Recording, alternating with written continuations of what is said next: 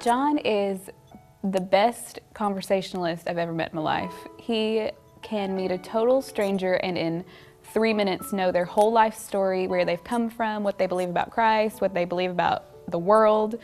And that has been really encouraging and a growing time in my life, just to learn, just to watch him meet new people and get to know them so quickly and easily. And he has a way to meet new people and make them feel comfortable around him immediately. And it's just really easy for him to get people to open up to him about issues they're having with their life. I'm just really excited about how the Lord will use that skill that he's given him to reach out to the people in Fargo and help us to build relationships with the people there.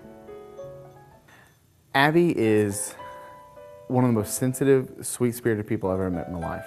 She, if you're hurting, like in the least bit, Abby's hurting, and it's a real endearing quality, and it's really useful to her too with building relationships.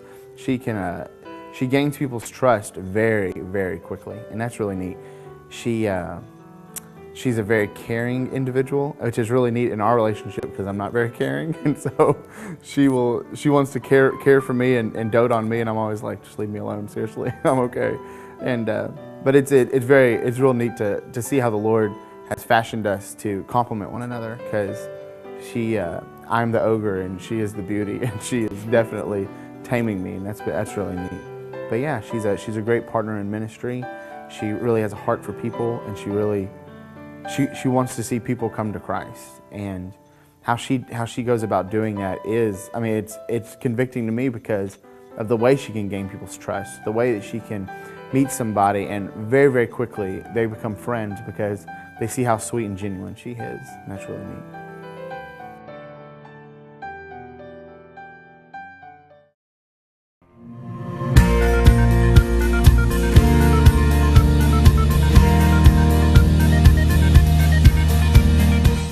The Fargo area is made up of Fargo, North Dakota and Moorhead, Minnesota, and they combine those two cities to make the Fargo-Moorhead metro area when they consider population.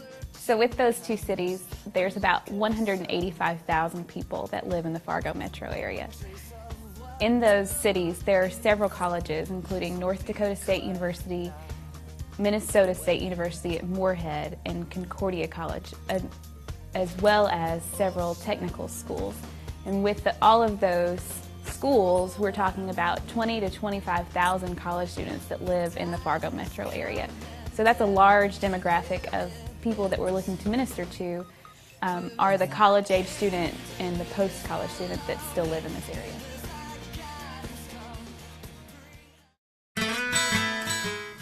So when Abby and I went to Fargo, we made a lot of observations of the place. You know, when I think of the Midwest and I think of the upper Midwest, I think of a lot of mountains, but Fargo is really unique. It's real flat area, real easy to get around, real easy to drive. There's two major interstates that cut the city in half, north, south, east, and west, and so it's easy to just jump on the interstate and get to the next spot, just like anywhere else or the places that Abby and I come from. We found that the big businesses in Fargo were healthcare. There are several hospitals there, a lot of nurses, a lot of doctors. The agriculture is a really big deal, especially for the surrounding area. So there's a lot of research type things going on into agriculture in Fargo, and then the banking industry is huge in Fargo. Some of these banks and major financial branches have made Fargo their home. And driving around Fargo, we saw there are a lot of coffee shops. There's a mall. There are movie theaters.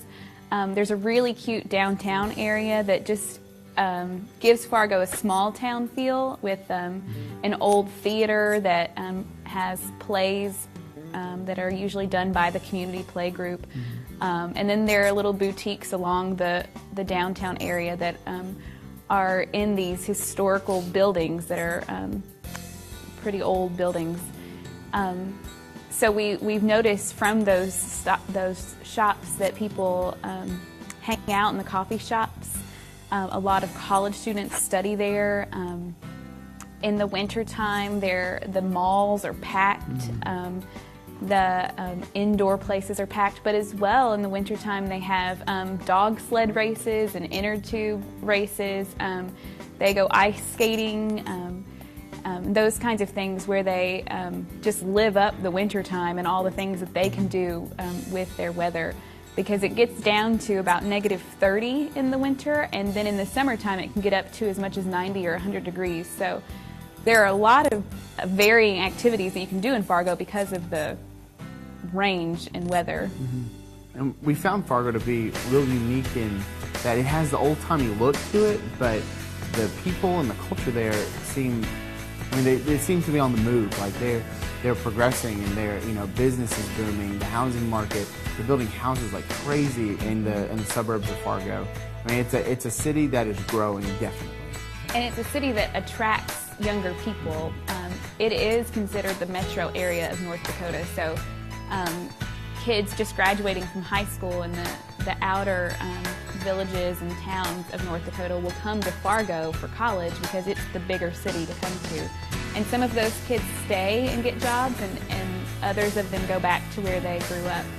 But it is a neat place in that it has a small town feel, but it also is big enough to feel like a city as well. And one of the big appeal for Fargo, especially in church planting, is it dictates a lot of culture for what is west of it. What happens in Fargo ripples across the rest of the Dakotas, and so it's a very influential city in the Dakotas as a whole, as one that sets the tone for culture, for the sciences, the arts, and also business and politics. We are in Fargo under what we call Mission Fargo. We're getting to know the people there. We're getting to know who they are deep down, what they do, the culture. We see a lot of benefit in not making assumptions about people, but getting to know them and then coming up with what's the best way to reach people. So that's why we're there. That's why we want to get to know them. We're getting jobs in the community to get to know them. We are getting involved in the different cultural events in Fargo to get to know them. We want to know people in Fargo because Abby and I, we're Southerners. We always have been.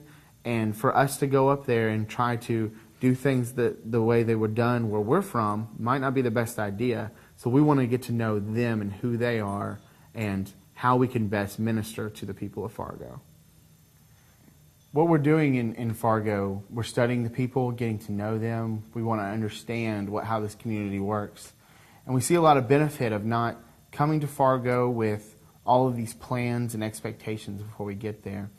But the people and the culture and the community, that doesn't change the biblical principles. So our biblical principles, they're unwavering, they're solid. But how we minister to these people, that can be very different than the way that we've done things in the past. So what we want to do is we want to get to know the community. From there, share the gospel with people. Have them come to know Christ. Us being a part of Christ, bringing them unto Himself. As we're getting involved in the community, we are working towards the vision, Missio Dei, which means mission of God. We are joining God on His mission. We're not inviting Him on to something we're doing. We're saying, God, where are you at work? And we want to join you. That's what Missio Dei means. A huge part of our strategy is being bivocational. Through the studies that we've done in church planting, getting to know church planters, we see that that's a great way to get to know the culture. You're rubbing shoulders with these people every day while you're at your job. So Abby and I are both working part-time. We're wanting to get to know the people that we work with, but also get to know their spheres of influence, their families, their friends, their connections.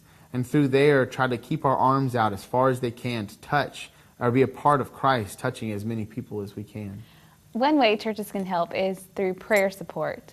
We desire to partner with churches and the people of their congregation to pray for us, and we will send the churches specific prayer requests and keep them updated on how the Lord is answering and working in those requests. And we also want to be intentional partners with you as well and pray for the people of the church that are faithfully praying for us. And then another one is actually coming to Fargo to be on mission together and ministering to Fargo. You've seen pictures and different things about what's going on here, and we desperately need missional people to come here and lock arms with us in ministering to Fargo. The last one is giving. We have a certain budget that we are trying to raise support for, and the funds go towards things like mercy ministries, helping the poor, cleaning up Fargo, doing things to assist Fargo. We're looking to do things in the community. And then there's other things that we're going to be doing, taking people out to dinner, to coffee, getting to know people, doing block parties, VBSs, things like that. And we are so excited that you have taken the time to learn about Fargo and see what's going on, and we're so excited to partner with you.